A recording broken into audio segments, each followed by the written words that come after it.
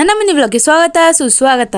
ಇವತ್ ಬೆಳಗ್ಗೆನೆ ಚುಬ್ಬಿ ನಮ್ಮ ಮನೆಗ್ ಬಂದಿದ್ದ. ಬಂದವನು ನನ್ ಗ್ರೀನ್ ಟೀ ಕುಡಿತಿದ್ರೆ ನನ್ಗೂ ಕೊಡು ಅಂತ ಕೇಳಿಸ್ಕೊಂಡ. ಚೆನ್ನಾಗೈತೆ ಕುಡಿ, ಚೆನ್ನಾಗೈತೆ ಚೆನ್ನಾಗೈತೆ.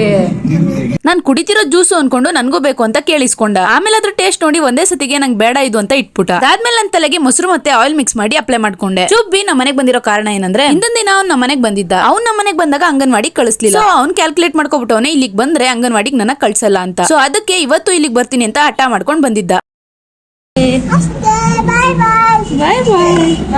ಇವಾಗ ನಾನು ಅವನ್ನ ಅಂಗನವಾಡಿಗೆ ಬಿಡ ಕರ್ಕೊಂಡು ಹೊರಟಿದ್ದೆ. ಬಟ್ ಆ ವಿಷಯ ಅವನು ಗೊತ್ತಿರ್ಲಿಲ್ಲ. ಗೊತ್ತಾಗ್ಬಿಟ್ಟಿದ್ರೆ ಅವ್ನ ಕಣ್ಣಲ್ಲಿ ಜಲಪಾತನೇ ಹರಿಸ್ಬಿಡ್ತಿದ್ದ. ಕುರ್ಕುರೆ ಕೊಡ್ಸ್ಕೊಂಡ್ ಕರ್ಕೊ ಬರ್ತೀನಿ ಬಾ ಅಂತ ಸುಳ್ಳು ಹೇಳಿ ಕರ್ಕೊಂಡು ಹೊರಟೆ. ನಾನು ಹೊರಡೋ ಟೈಮ್ ಕರೆಕ್ಟ್ ಆಗಿ ರೋಡ್ ಮೇಲೆ ಪ್ರೊಸೆಷನ್ ಬಂತು. ಅಲ್ಲಿ ಡೋಲ್ ಬಾರಿಸ್ತಿದ್ದ ಸೌಂಡ್ಗೆ ಚುಬ್ಬಿ ಫುಲ್ ಡ್ಯಾನ್ಸಿಂಗು. ಸೊ ಸ್ವಲ್ಪ ತಲೆ ನಿಂತ್ಕೊಂಡು ನೋಡ್ಕೊಂಡು ಅಲ್ಲಿಂದ ಹೊರಟು ಬಂದು ಅಂಗಡಿ ಕರ್ಕೊಂಡು ಹೋಗಿ ಅವನೇನೇನ್ ಕೇಳ್ತಾನೆ ಎಲ್ಲಾನು ಕೊಡ್ಸ್ಕೊಂಡು ಬೇರೆ ಬೇರೆ ದಾರಿನೆಲ್ಲ ಬಳಸ್ಕೊಂಡು ಮೆತ್ತ ಕರ್ಕೊಂಡು ಹೋಗಿ ಅಂಗನವಾಡಿ ಮುಂದೆ ನಿಲ್ಲಿಸ್ತೆ. ಅಂಗನವಾಡಿಗೆ ಬಿಟ್ಟು ಬರುವಾಗ ಅವ್ನ ರಿಯಾಕ್ಷನ್ ನೋಡಿದ್ರೆ ಯಾವತ್ಗೂ ಅವನನ್ನ ನಂಬಲ್ಲ ಅಂತ ಅನ್ನಿಸ್ತು.